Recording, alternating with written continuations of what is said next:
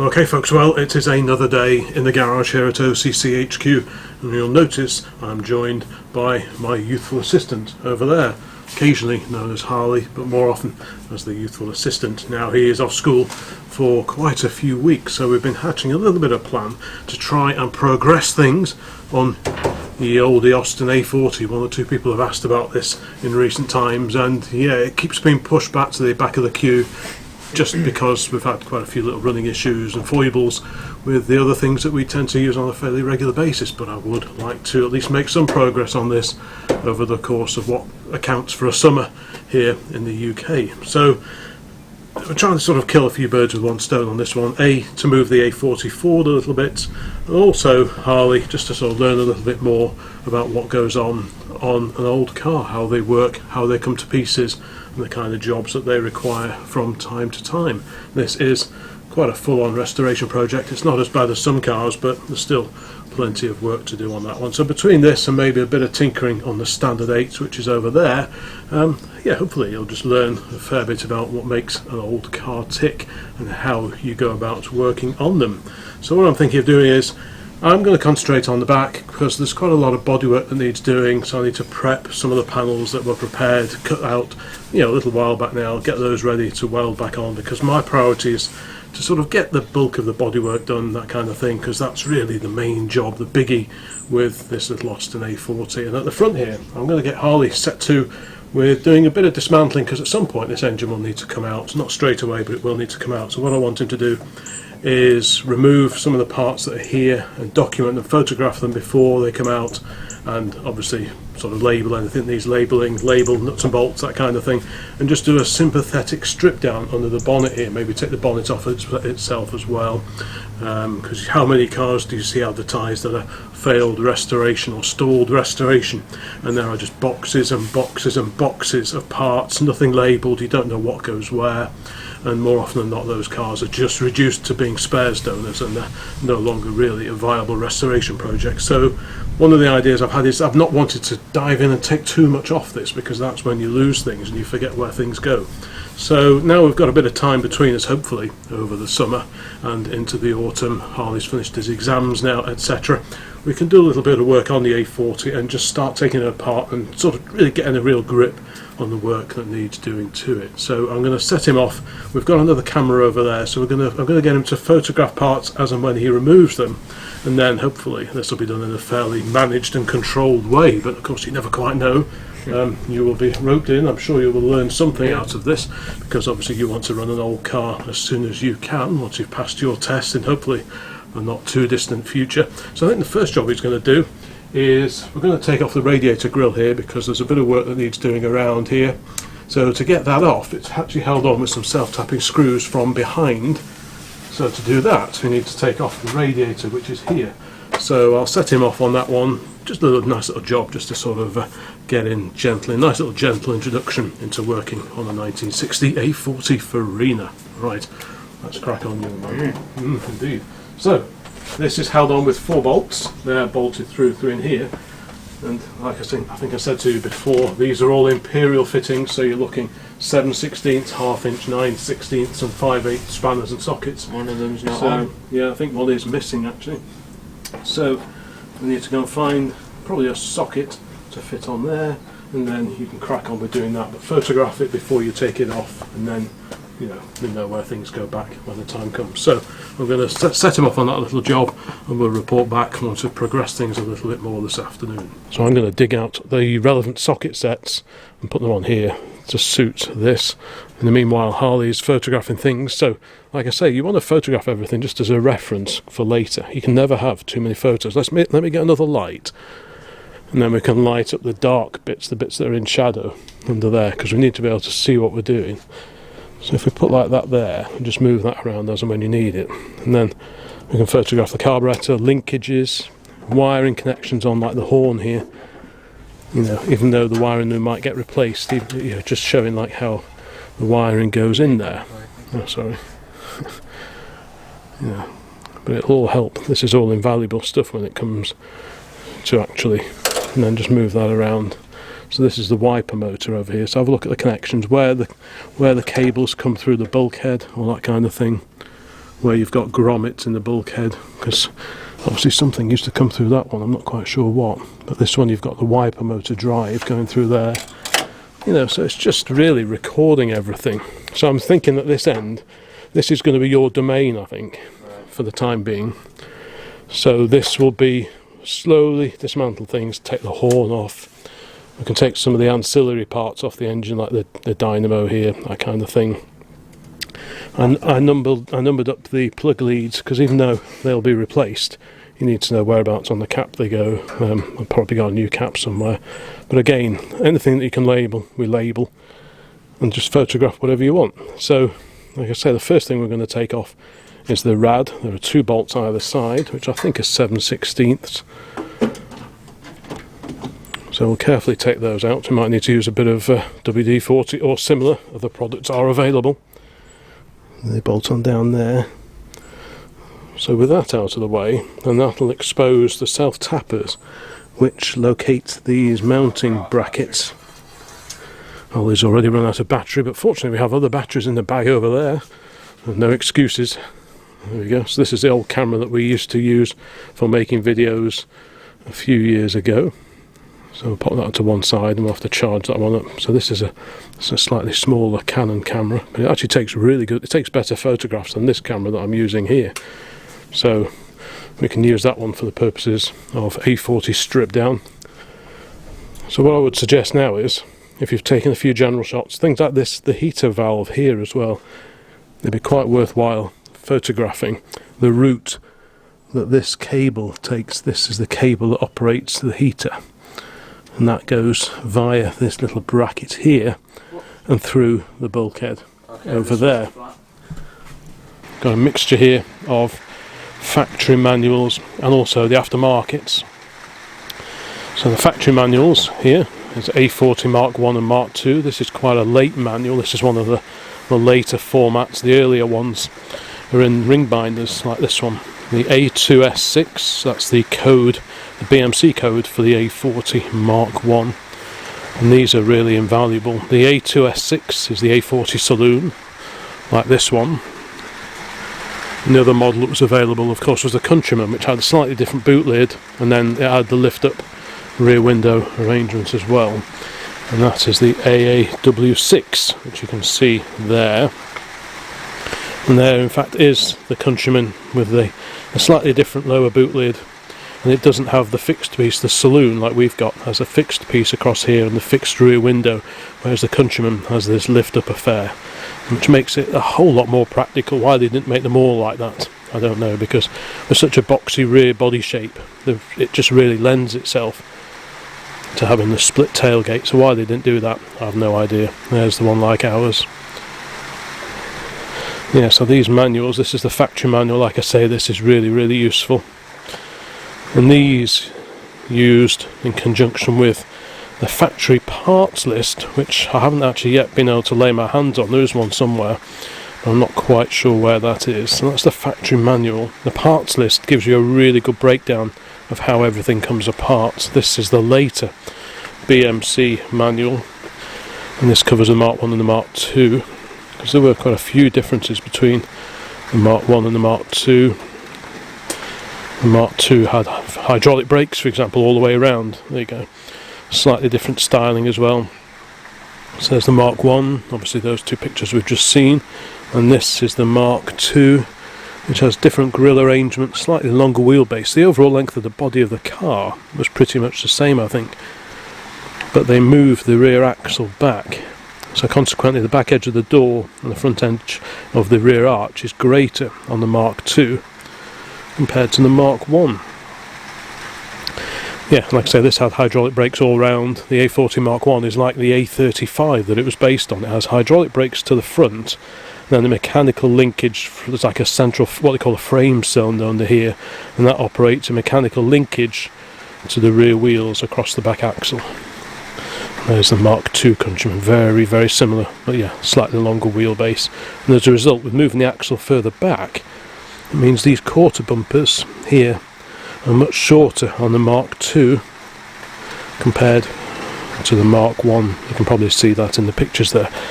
So manuals like this, which cover both, are also quite useful because it gives you a good idea of what parts are common and which parts are unique to the Mark II and the Mark I. The Mark IIs, they started out with the 948 engine as fitted to the Mark I, but after a short period of time, only a year or so, they upgraded to the 1098 version of the inline 4 A-series engine, same as that fitted to the Morris Minor 1000 by that point in time. Yeah, so these a little bit more up to date, a little bit more advanced, but arguably I prefer the styling of the earlier car. Indeed, my great aunt and uncle, they bought this A40 that we've got in 1960, so it's been in the family from new, and they did actually go and have a look at a Mark II in their local BMC garage, which was Pikes of Exeter, but they didn't actually like the styling so much on the later car, so they stuck with the Mark I, and I'm quite pleased they did because I much prefer the Mark I as well. So yeah, so that's a couple of the BMC workshop manuals. Then this is the Haynes workshop manual.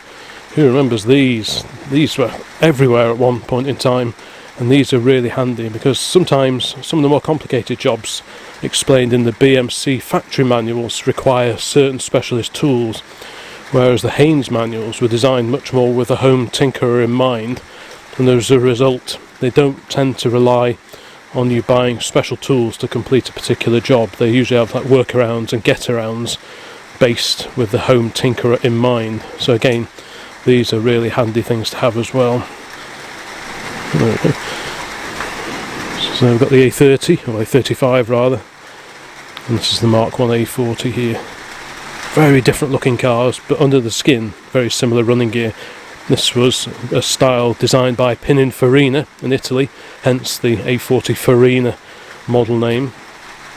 Whereas this was very much a BMC creation of the early 1950s. In addition, we've got a Pearson's illustrated guide here. Austin A40 Farina, approved and recommended by the Royal Automobile Club. So that's quite neat. And again, this is similar to the Haynes manual, but perhaps not in as much detail and depth. First published in 1963, this one 1971. This is published by the Hamlin Publishing Group. But yeah, it's always handy to have a variety. And here we've got two copies of the Ollie Slager manuals. They used to be everywhere as well. And these cover both the Mark I and the Mark II saloons and countrymen's. Two different editions there. One shows a Mark I on the cover.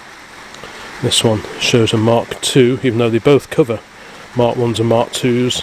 So just occasionally there might be something in here that you wouldn't find in one of the others. So for the sake of a couple of £, I bought these as well. So all I'm missing, I've got the factory handbook somewhere as well. They're quite handy, but somewhere, I'm not quite sure where, possibly in the bottom there are some manuals in there. There is a factory parts list, a BMC parts list, and that's one of the most useful things you can have.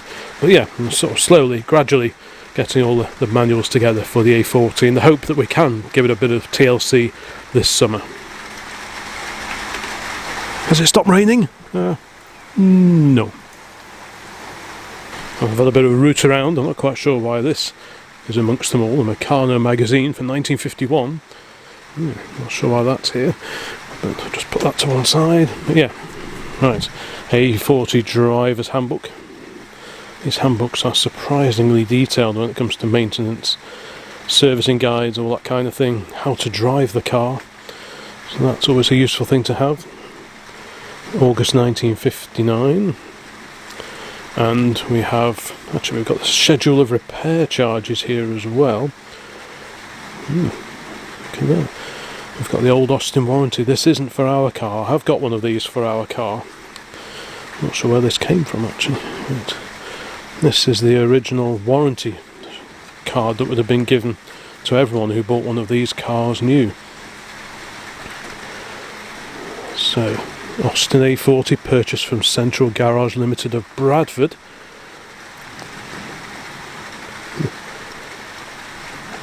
And that went to AW Howarth Limited of Belmont Garage, Sowerby Bridge. And then the purchaser, Mr. A.I. Webster of Rochdale Road, Triangle, near Halifax, 1st of January 1960. So again, a Mark I A40, so that's quite cool actually. Pop that safely back in there.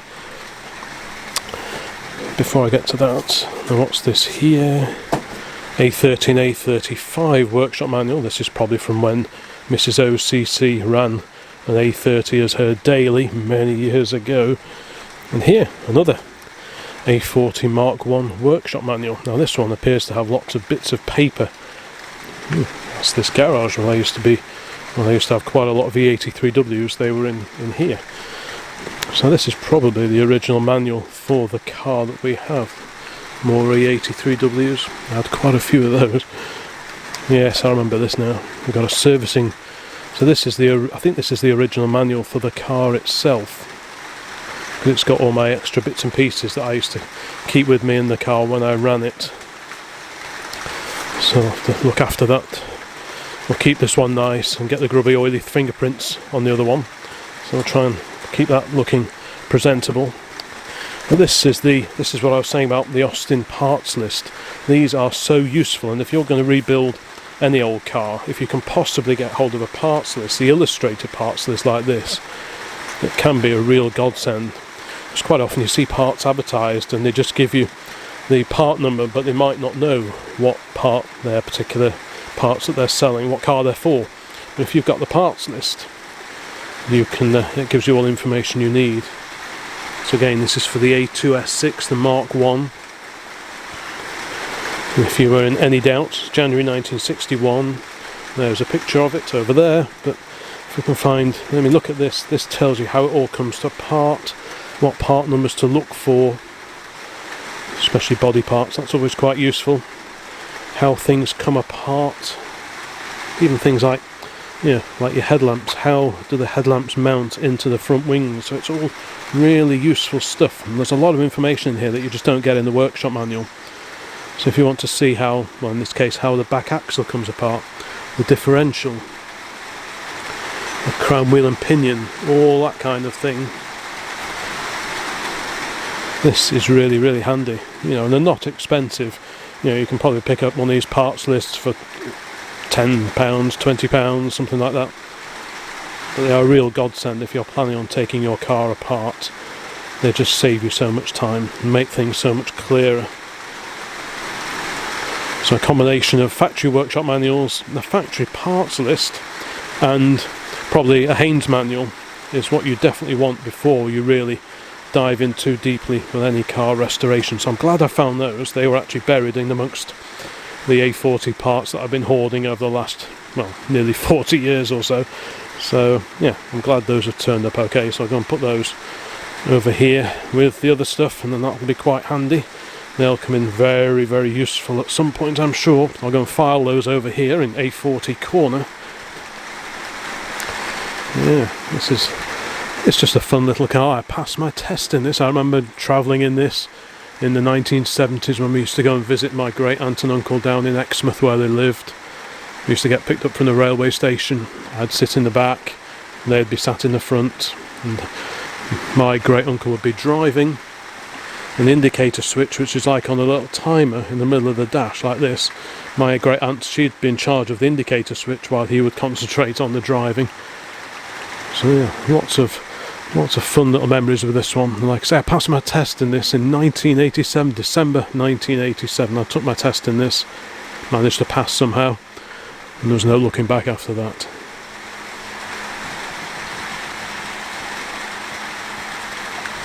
Here is the underbonnet view of the A40 Farina Mk1. Now A40 gurus will recognise that there is something not quite original with this particular installation on this 1960 A40.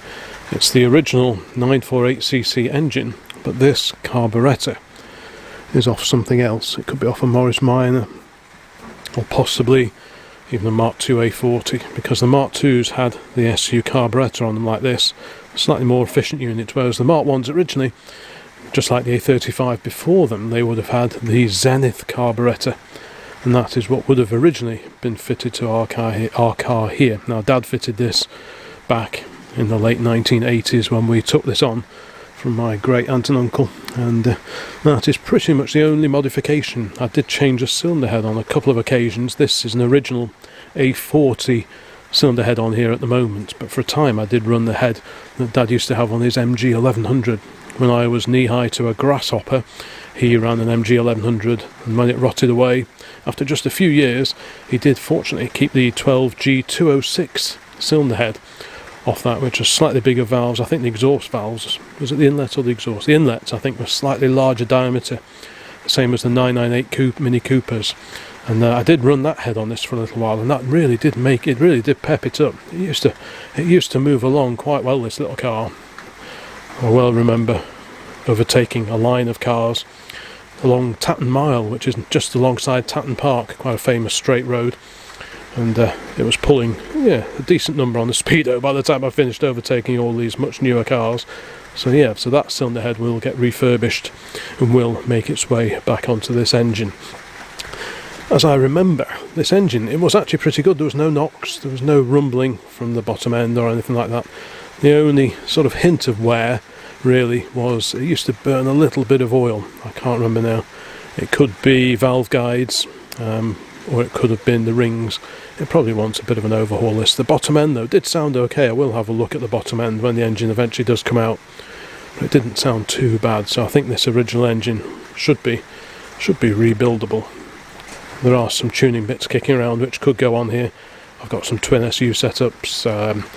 I've got a Mangaletzi, some fancy Mangaletzi inlet manifold as well, which could possibly go on, but that's not really a priority at the moment. At some point we will take this out. That'll just free up space a little bit to work around things just a little bit more.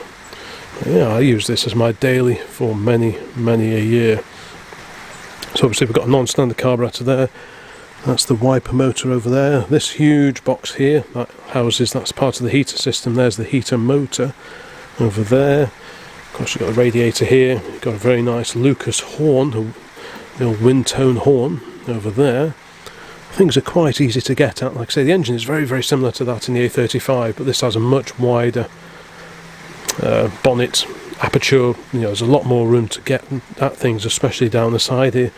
And the distributor's down there, so it's a little bit fiddly to get at on the A35, but not too bad on these. The coil sits on top of the dynamo. The dynamo charges the battery, of course. This is a starter solenoid here, and being an early one, there is a little button. It's like a little rubber covered button just under there which you can press, and you can spin the engine over while under here, which is quite handy. This is the steering box.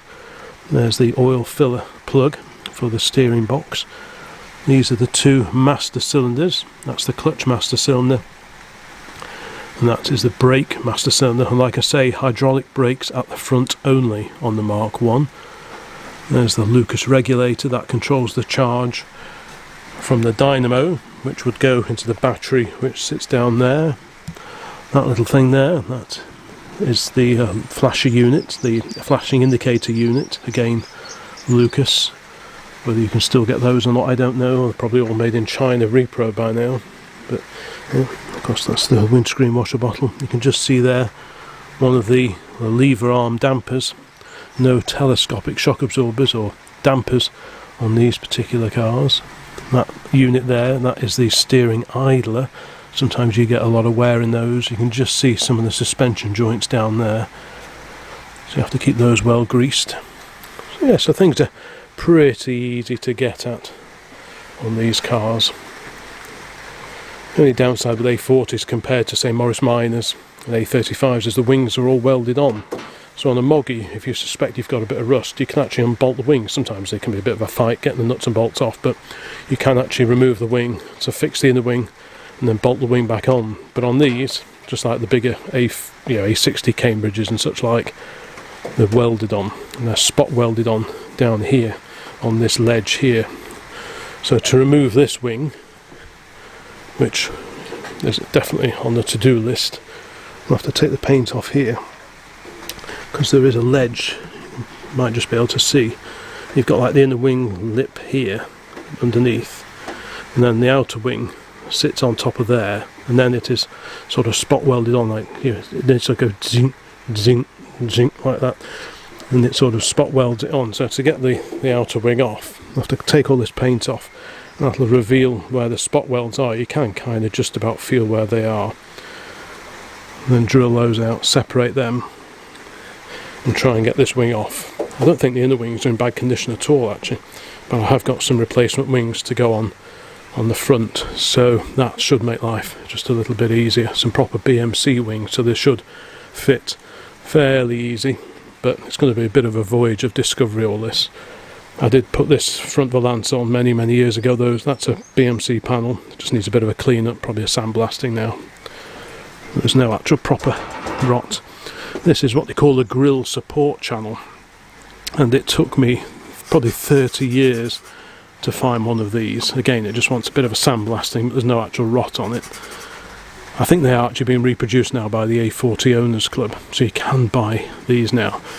But wherever possible, I want to try and use original BMC parts, because then you just know they're all printed and pressed. These are all pressed on the same presses that the parts that were originally fitted to the car, same with the wings, were made on. So you know that the replacement wing is going to fit the same as that one. So that's always a nice thing, because if you're not a body expert, and I am no bodywork expert, it just gives you a bit of a head start if you know that the panels were produced on the same pressings that the original panels were. This wing, actually, you can't really see it. This one isn't actually too bad, it could be repaired, but I have got another one for that side, so if we take this one off or try and repair this one, I'm not quite sure yet. But this one was particularly bad. So many years ago I actually chopped off the bottom bit, and it just sort of fell off almost, because I didn't want the rust carrying on into here, because I thought, well, this could actually be reused, but it's a bit awkward because it's sort of formed in two halves. This half up here, and then there's a seam where it was spot welded along, and then the bottom piece would have been joined to it along there. But to try and do that in situ now would be quite tricky, I think. So I think we'll probably end up replacing this wing in it completely, and then on the other side we'll take a call on that one once I've experienced changing the wing on this side, but we'll just have to see. In fact, there is the A40. This was about the time that I got my first Volvo Amazon. I paid £50 for that. I replaced all the doors, the wings. A friend of mine welded in new inner wings. I put a new front panel on it as well. Swapped the engine, I think. And then I ran that for a number of years as well. But yeah, there's the A40. So this would have been about 1995, probably the last year that was on the road. 95 or perhaps into 96, but yeah, thick end of almost 30 years ago now. If you have a look in here, I think that is the original piece that came out from down there. So as you can see, it wasn't looking great. There's a bit of filler in it. It may have been me, I think, just to cover a hole. There's an interim repair about 40 years ago. But yeah, as you can see, it was looking a bit second hand, that particular bit. So what I did, I bought some new old stock back wings, and I thought they'll make perfect repair panels. I didn't want to chop the whole wing off because, well, it just doesn't need it. So that is the bottom corner of one of the new old stock wings, and that will eventually go somewhere in there. I need to trim it down a little bit, but you get the idea.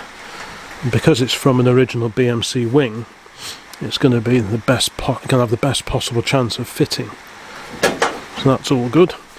And I've done the same. I chopped out a piece which is going to go down there as well. Sills need replacing. Here is one of them. This, if I just go in the daylight.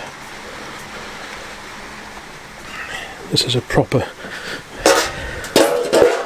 BMC sill. Because quite often people put cover sills on, which is what's happened on our car. But this piece goes behind the front wing, so the front wing comes down, the wheel is over here, wing comes down, and it covers this bit. So this is like an important strengthening piece. So you can't really fix the wings properly on an A40 unless you have the front wings off, because you can't put this bit in because it slides behind the wing and you can't get at it. Now, I know this is a genuine panel because over here, if we just turn that round,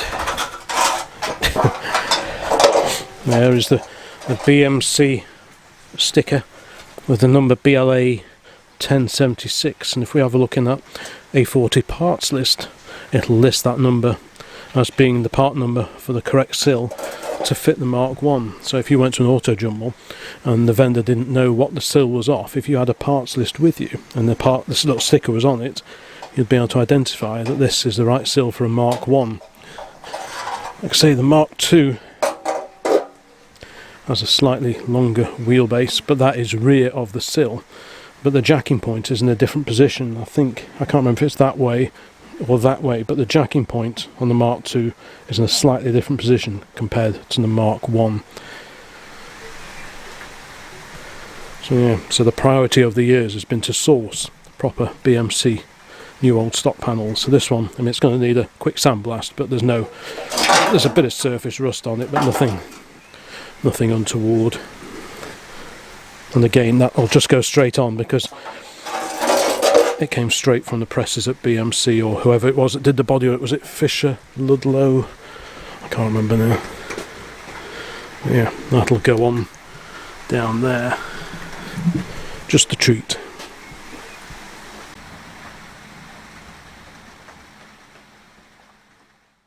Right, fella, so these are all Imperial, I think, sockets in here. Not in any great order, but at least they're all together. So if you maybe have a look for a 7/16, ideally with probably slightly larger, like the 1/4 inch is probably best.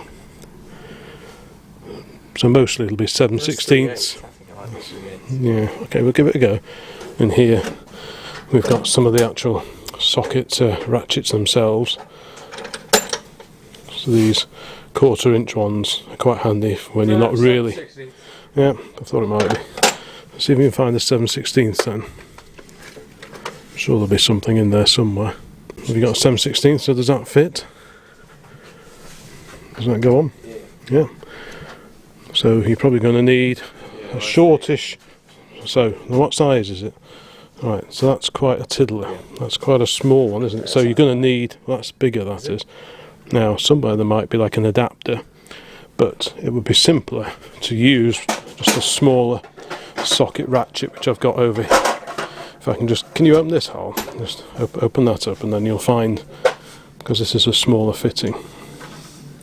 So one of those. Now, you might need a little extension on it as well, which may or may not be in here. Is that going on? Just try one of the other ones. Just try that one. Right, now you might need a little extension between the ratchet and the socket itself. That's got like a joint on it, which may or may not be useful. See, it's got like a little universal joint on it for getting into awkward places. We'll try it and see. It's really just a case of experimenting. Is that working? Yep. Jolly good. Then we can carefully lift that out without bashing the fan. Because I don't want to bash the fan, because I mean the radiator core, the main bit of the radiator, it looks a bit scruffy, but I don't remember it ever leaking when the car was on the road, but of course that could have changed since then. So we'll still carefully lift it out. Then we'll be able to get the grill off and just to remind myself what condition the panel is behind the grill. Because yeah, it all needs to come off anyway. So is that going to come up? So grab it sort of either side, maybe sort of one hand on one side, one on the other, and just sort of lift it up as sort of straight as you can, so that it doesn't bang into the fan. That's it. Just try and feed it up. See, make sure it's quite a tight fit. There we go. Is that it? So yeah, so this is what they call a core. That's the header tank, and this is the core that the coolant goes in. It's a bit scruffy. But like I said, I don't remember it ever leaking, so there are a couple of spare ones around the back of the garage actually. Yeah, I've got a couple of versions. Yeah, I'll just put that, I'll just pop it against the wall out of the way, because we don't want to tread on it. So that now has exposed the mountings for the radiator, because there should be, that one's not in anyway. Let's have a look. Alright, let me just have a look. Right, so there's one either end, right at the end, in there. See that one? So there should be. Oh yeah, that's one as well. Is it? Oh, is it? Right, so there's a little self-tapper just here, so that needs to come out. I think that's the only little one. cross-headed self. I mean, I have had this off in the past, so maybe there's just the one. So find a good fitting screwdriver to fit in that. But before we do anything, to finish off the job of getting the rad out, put the bolts back in the holes, and then we won't lose them. For now, anyway. The other option is just have lots and lots of little bags. So, do you remember it's captive? So they remember the nuts are still in here, aren't they? Yes, it goes like that. Yeah, but for now, just because they'll fall out of there, won't they? So that we don't lose the bolts, we'll just pop them back in here and just put them in a couple of turns, and then we won't lose them. Because we're going to lose something, but the fewer things we lose, the better, really. So, and what you don't want is just tubs and tubs full of random nuts and bolts, and you haven't a clue where they go. So, as you go along, if you put them back, then it just minimises the chance of aggravation a little bit later on, in theory. There we go. So that is the grill off. Yeah, if you pop that screw back in there, they're only self-tappers, but there's no point losing them. It's a bit. Actually, it's just going to fall out that touch, isn't it? It's not very tight. Of course, you've got. Hang on, it needs to wind into that, doesn't it? So if you wind that through into that, a little fitting on the back there. I don't know where the other ones have disappeared to, but they're only self-tappers, so they're fairly easy to replace. There's a valance under here, which is on loosely. That's a new panel as well. It just wants a quick sandblast, but there's no real rot on that. Same for that, and same for that. But yeah, that panel, I'll probably get a load of stuff sandblasted sometime. But yeah, that's quite a good. That was a good find. That was. So yeah, so that's the water pump. Obviously the belt's a little bit. Belt, yeah, but if you tighten that up, it will actually turn the engine over a bit. Yeah, with a bit of. Yeah, it doesn't matter, but it does still turn over. Yeah. So that has revealed the front of the car. So what I would suggest now is we nominate various bits and pieces, and we take a piece off at a time, documenting it, photograph it, and then don't lose the parts. Would be my suggestion. Perhaps even think about taking, like I say, the engine will have to come out at some point, so maybe look at taking the manifold off. So you've got the inlet manifold and the exhaust manifold. Are they attached together, are they? I think they are on these, yes they are. It's all joined together. So we've got linkages, so before we do anything, we've got linkages. This isn't the original carburettor. So we need to disconnect the choke linkage. That is the vacuum pipe, so that pipe goes round to the top of the distributor down there, that very thin metal pipe, and that controls the advance and retard of the distributor. So that's just like a little plasticky thing, I think. So that will come off with a bit of persuasion. Maybe if you use a little flat screwdriver, and it might just be able to ping that off from where it joins the carburettor. Yeah, disconnect the fuel pipe, so we can disconnect that from the Jubilee clip. We need to disconnect the throttle linkage, which we can have a look at after. Yeah, throttle linkage and the choke connection, and then we can start finding out which size nuts hold the manifold on, and then the carburettor comes off with the manifold. So I think that'll be the next little task. As well. Yes. Yeah, that's like a coolant pipe. So that you probably want to get that off first, actually, then it just gets it out of the way. Because this is the heater. That's the heater matrix over the back there. Yeah. So it's probably worth getting that off just to get it out of the way, to be honest. Yeah, okay. Dinky toys. How many of you had some of these? I wonder. Let me know in the comments. The Fords and Thames flat truck. The observation coach. Some lovely stuff here. Look at that tanker. Hilmer Minks. The standard Vanguard of Phase 1 next to a Trojan van. Manifold and carburettor are off. I'm just looking for a washer that rolled off somewhere. So where's the carburettor then? The carburettor's around the bench. Oh, okay. This is the carb. I think I said before, this is probably off a Mark II A40 or even a Moggy Minor. The SU carburettor. Dad fitted this many moons ago as a replacement for the old what was it, Zenith, I think. So we will reunite that with the manifold once everything is off, just to keep sort of subcomponents together. That's usually a good idea. We just need to find this washer that's gone AWOL, but I'm sure it'll be there somewhere. A lot more room down the side of the engine now though, makes it a lot easier to work on that side. And we'll do the same over here with the dynamo and other bits and bobs. Halfway through cleaning up the repair panels. There's the sill piece. That'll be trimmed down and that'll end up going in there, sort of thing. And this is the piece that goes over there. So what next? Fuel pump, eh? Yeah. Yep. Is it a bit fiddly to get at? It's alright. Is it? How's it come? Oh, there you go. Nice work. A lot of old petrol smells. So again, if you pop the nuts onto the studs on the side of the block, then we won't misplace them. They're down there somewhere. Yeah. Pop those on. Oops. Yeah. Always helps to have a little bit of space when you're messing around with this old stuff. And probably the final thing to come off today will be the dynamo and the 2 nuts and bolts on the top that you have to undo. And then there's the bracket at the bottom here, made a lot easier by having removed the radiator and the grill. And hopefully that'll come off complete with the coil, which sits on top of the dynamo just there.